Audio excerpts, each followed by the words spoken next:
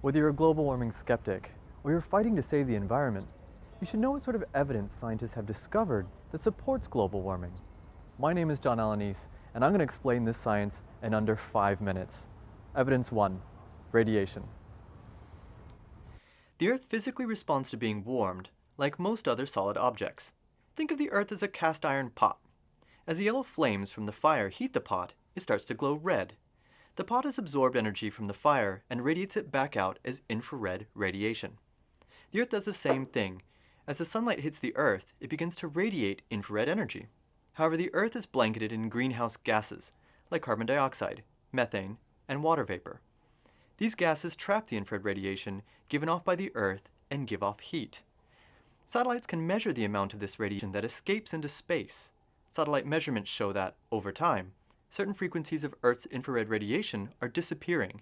These disappearing frequencies happen to be the exact same frequencies that are absorbed by specific greenhouse gases, such as carbon dioxide and methane.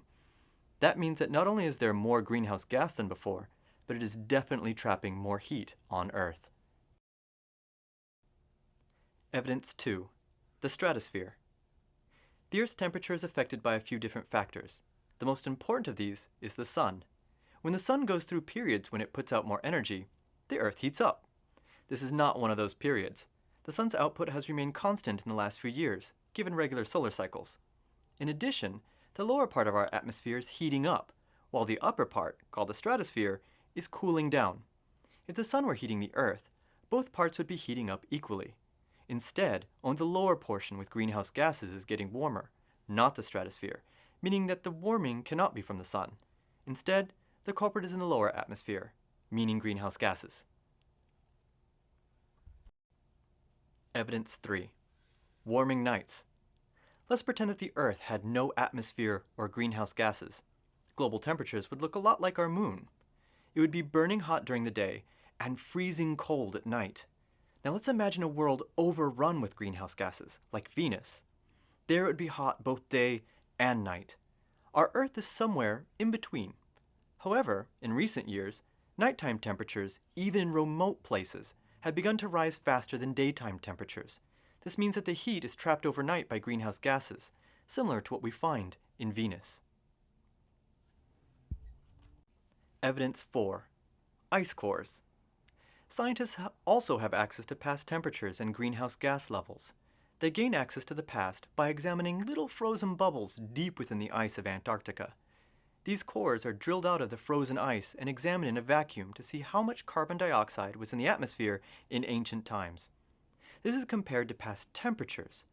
While we can use a thermometer to measure current temperatures, scientists can examine the water to determine how hot the planet was when the frozen bubbles were formed. To do this, they measure deuterium, or something found in heavy water.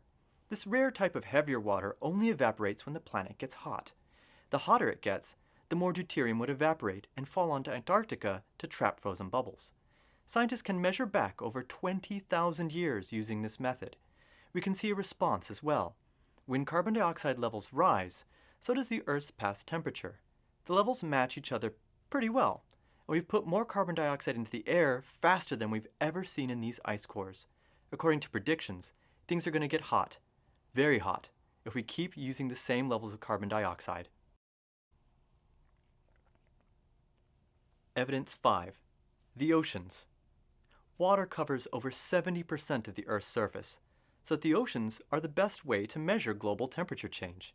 We find the average surface area of the oceans warming up very quickly, and that heat is spreading deeper in the water column than recorded in natural fluctuations of the past. Cold seawater also absorbs carbon dioxide.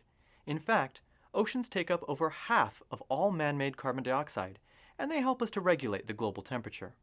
However, our oceans are holding less and less carbon as they warm up. They're also acidifying, which is a result of so much carbon dioxide saturating the water.